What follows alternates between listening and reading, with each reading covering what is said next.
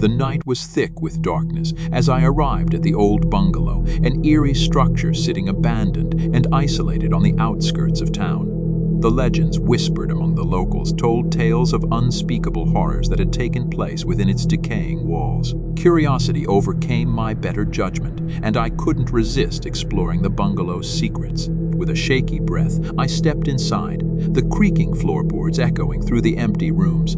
Moonlight cast distorted shadows on the walls, and a chill seeped into my bones.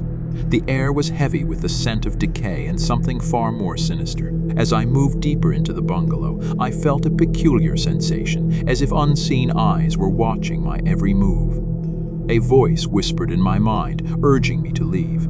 But I pressed on, determined to uncover the truth. In one room, I stumbled upon an ancient diary. Its pages filled with the cryptic scribblings of past inhabitants. The entries spoke of inexplicable occurrences, of flickering lights and ghostly apparitions that plagued those who dared to dwell here. My heart raced as I read the haunting words, realizing that the bungalow held a dark secret that refused to be forgotten. The bungalow's unsettling atmosphere grew with each step I took. I heard distant whispers that echoed from unknown depths, and the walls seemed to shift and writhe like living entities. I questioned my sanity, wondering if the stories of madness associated with this place were seeping into my mind. In a room at the far end of the hall, I found an old photograph. The image depicted a family, their faces obscured by strange, ethereal blurs. The eyes of the figures in the photo seemed to follow me, and I shivered in their gaze. Something malevolent was trapped within the image, and I feared I had released it into the world by simply looking upon it. Night had deepened outside, and the bungalow seemed to close in around me. The floorboards beneath my feet groaned as if in protest of my intrusion.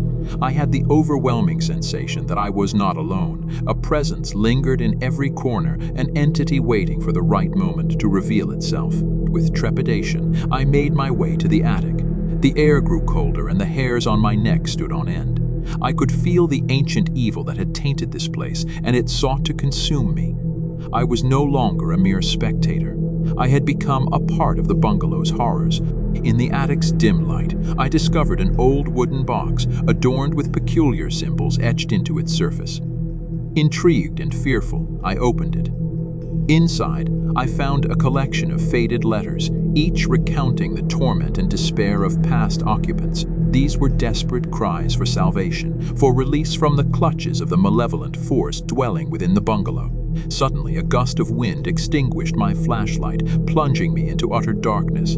Panic gripped my heart as an otherworldly presence surrounded me. Cold fingers brushed against my skin, and I could hear eerie laughter echoing from all directions. Struggling to regain control of my senses, I fumbled for my flashlight and managed to relight it. The room was empty, but I knew that I was no longer alone. The bungalow was alive, and it desired my soul.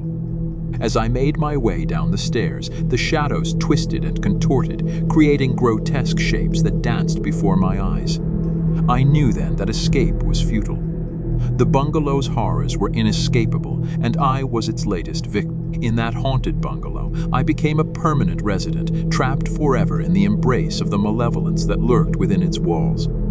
The old bungalow had claimed another soul, and its dark secrets remained concealed, waiting for the next curious soul to succumb to its bewitching horrors.